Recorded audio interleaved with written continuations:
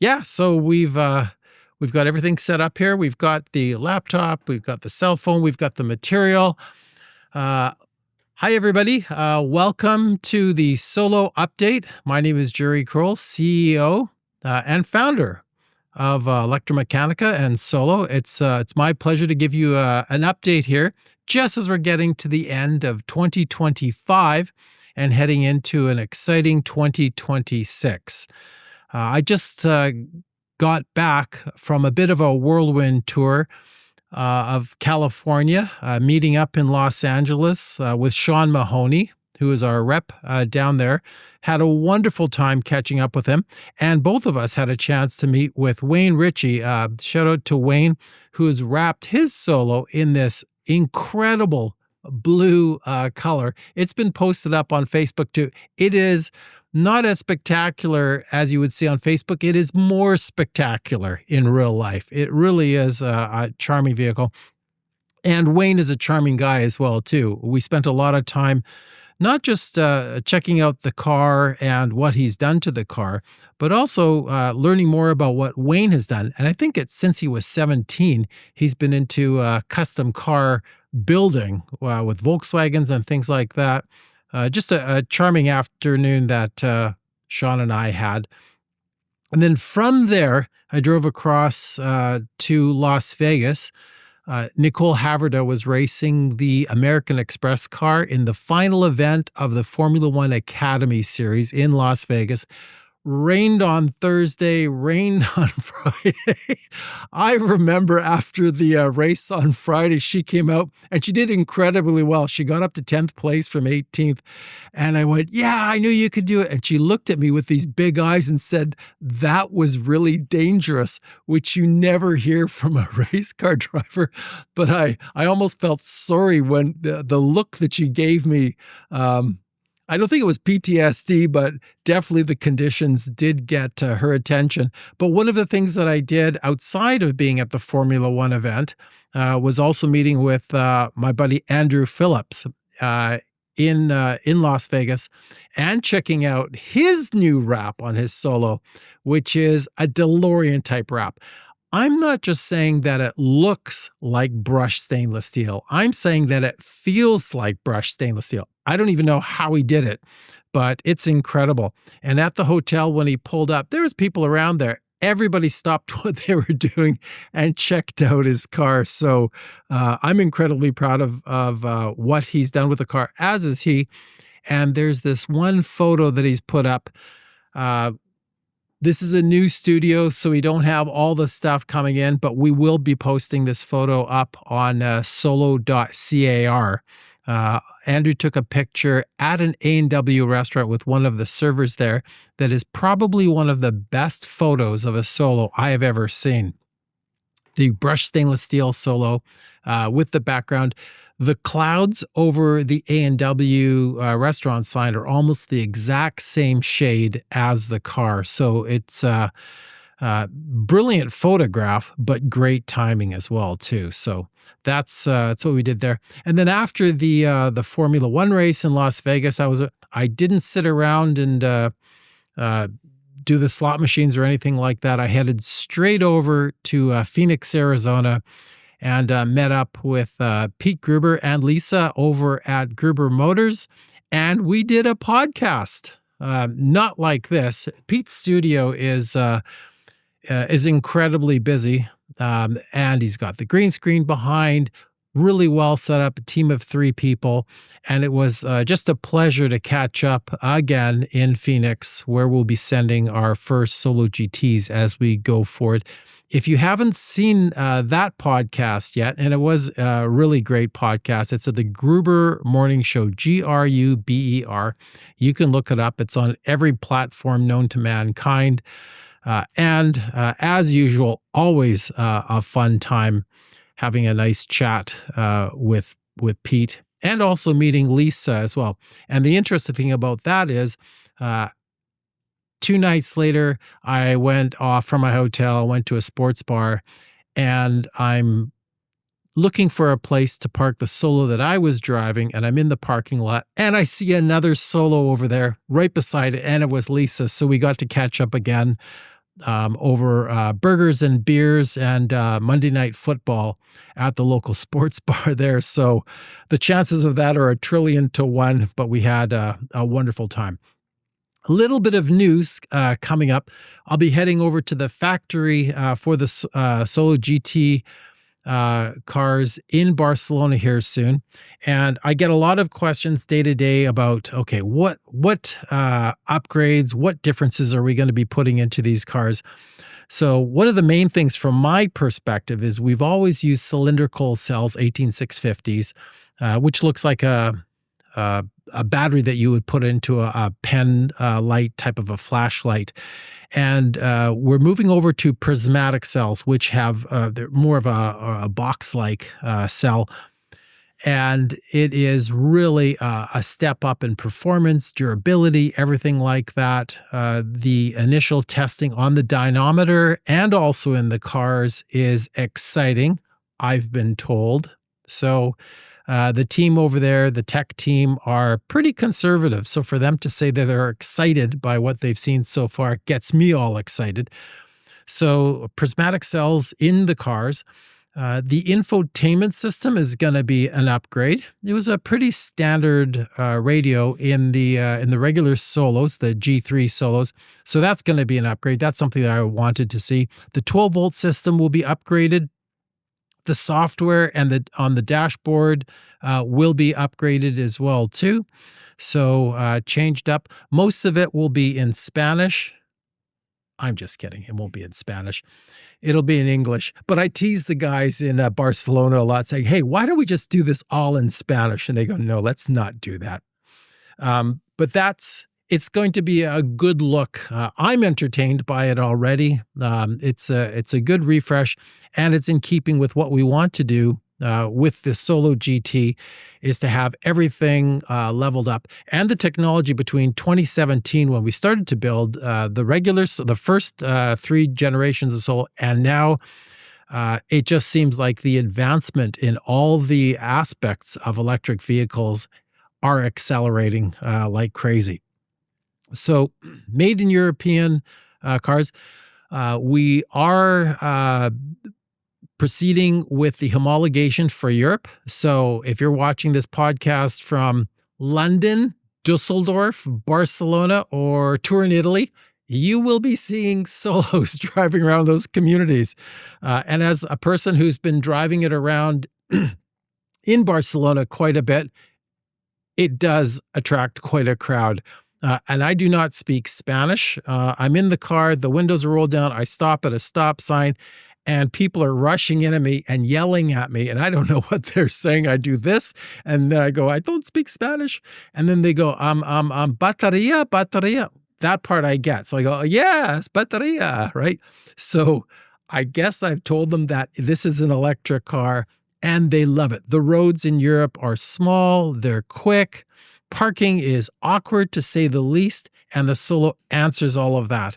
And with that experience in Europe, bringing it back to places like Vancouver, Los Angeles, Phoenix, San Francisco, the Bay Area, anywhere where, even heading down to this podcast today in Vancouver, I drove a regular car, and I'm going, there's no place to park. The Tesla. It's difficult. But as I went 2 or 3 blocks away, I saw at least a half a dozen places where I'd have absolutely no problem backing a Solo in. So I'm going, what was I thinking? So that's really what we're continuing on with the performance of the Solo as we're making things happen. Testing on the hills of Barcelona starts. That's really what it's all about. So deliveries in 2026, what have I got here? Vancouver, Arizona, Barcelona, global distribution being worked on. That's really what the goal is in 2026. And we'll be keeping you posted on that with podcasts like this, as well as online on the website, www.solo.car. So stay up to date on that. I also get a lot of questions from people about the Tofino and what else we might be working on behind the scenes. So Moving the entire factory operations from China to Europe has been a gargantuan effort, just way more than I would have thought. It's unfortunate that we had the tariffs in North America, 100% tariffs. Nobody saw that coming. So moving the whole operation over to Europe has been difficult. I'm excited that we're now at the point where Solos GTs are being built and deliveries shipping from there to North America December, January. Thank goodness we're at that point where that's happening. So we want to make sure that's on the rails and running smoothly first. But the Tofino is also being worked on. It's in the pipeline. I did meet with our Italian design team and did have a look at what we have working on. The Tofino has been engineered with the CAD. It's just a case of getting it built, getting the first dozen or two prepped, run, certified, and then into the hands of owners to make sure that they're working as well as we want them to before we get into any crazy production numbers. So, but the Tofino is definitely there. And I'm going to tease out that there's one other vehicle that'll be coming out after the Tofino. I'm not going to say what it is, but I will say that it is mind-blowing. I haven't received my Tesla Roadster Gen 2 yet, and that guy has had my deposit for 6 years, and I'm still waiting for it. I do not want my deposit back. I want my Gen 2 Roadster to come in because it really is an exciting product. But the third vehicle that we have in the production line is not going to be as fast, but it is going to be more interesting than that. So that's an exciting thing to have. Some of the contacts that we've had in the past 18 months with solo owners around the world. Our new website at solo.car is set up. We've also put an app, the Solo app, which is on the Apple and the Android website. Now, we've done that so that you have quick contact with us. If you have any repair work required, we have parts for the United States at Gruber in Phoenix. And if you have a Solo in Europe, we have that in Barcelona. Lots of parts. Tie rods, steering racks, fender, whatever you have. Just send us an email saying, yeah, you've done this or that and you need a new part. We can get that out to you. There's about 150 Solos on the road in the United States, Canada, Europe, China. And I even heard that somebody may have imported one over to Moscow. I haven't seen that with my own eyes yet, but I found that interesting and plausible enough to mention that here. So we'll see where that comes from. But the Solo app, if you have a Solo, do download it. Not only do you have the contact for that, but it also provides you on the app the operator's manual, so you can see all the different things that you need to do, and also the service manual, if there's any servicing that you need to do on a regular basis. And we sent out a newsletter about a month ago for winter driving. If you're in Phoenix or Los Angeles, winter driving is not a big issue. But if it does get cold where you're running, like Vancouver will get cold, do have a look at the car. Do make sure that you top up the washer fluid, things like that. Electric cars in general aren't that difficult. But making sure that the car is running properly, the heating systems and all that while you're driving, the wipers and all that. That's really an important thing to do. The next newsletter that we send out, I'm really excited about this because it revisits an old friend of mine. I'm not going to spoil who it is, but an old friend of mine who's very much an electric vehicle fan and has just gotten back into the media to explain to people why at this point in time, and we have 20 to 30% sales of electric cars around the world, unless you're in Norway and China, which are way over 50%. Now is the time to really start switching to electric cars for everybody so that we're not burning fossil fuels in the air. And quite frankly, the cars have come down in price. They've gone up in value. And it's one of those things, every time you leave home, you have 100% charge. It really is a good time to move things forward. So there'll be a little bit of a story about that old friend in the next newsletter that comes up. And we'll continue to be putting out newsletters on a monthly basis so we can keep up to date with what's going on with production, shipping, deliveries to people. And this podcast will be coming to you as well, hopefully on a monthly basis as we keep up with that. Info cards, that's another thing. If you have a Solo and you're driving it around, let alone taking it to a coffee and cars or something like that, you know that you get a million questions from a million people, and it's super fun, it's super friendly and all that.